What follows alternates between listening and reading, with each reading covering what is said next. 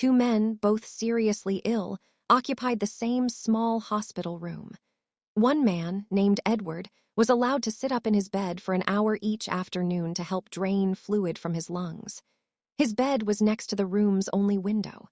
The other man, Frank, had to spend all his time flat on his back. The two men talked for hours on end. They spoke of their wives and families, their homes, their jobs, and where they had been on vacation.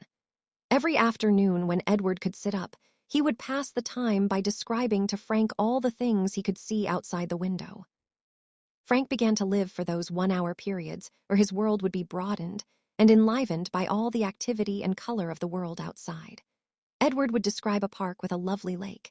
He spoke of ducks and swans playing on the water while children sailed their model boats. Young lovers walked arm in arm amidst flowers of every color of the rainbow. Grand old trees graced the landscape, and a fine view of the city skyline could be seen in the distance. As Edward described all this in exquisite detail, Frank would close his eyes and imagine the picturesque scene. One warm afternoon, Edward described a parade passing by.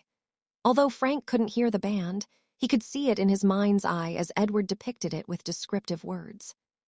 However, as the weeks passed, a small seed of jealousy began to grow in Frank's mind. Why should Edward have all the pleasure of seeing everything while I have nothing? He thought. He felt ashamed of the thought, but the more he tried to fight it, the more it took hold of him. He wanted to see that park. He wanted to see the life Edward talked about. One night, Edward began to cough.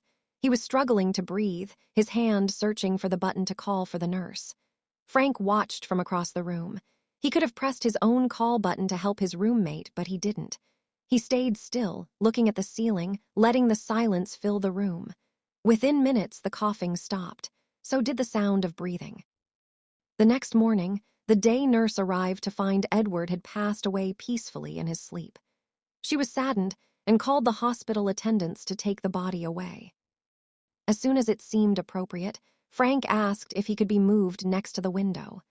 The nurse was happy to make the switch, and after making sure he was comfortable, she left him alone. Slowly, painfully, Frank propped himself up on one elbow to take his first look at the real world outside. He strained to finally see the park, the lake, the children, and the parade for himself. He faced the window. He looked out, and he saw nothing but a blank brick wall. Confused and trembling, Frank called the nurse. He asked her what could have compelled his deceased roommate to describe such wonderful things outside this window. The nurse shook her head sadly. "Perhaps he just wanted to encourage you," she said. "You see, Edward was completely blind. He couldn't even see that wall."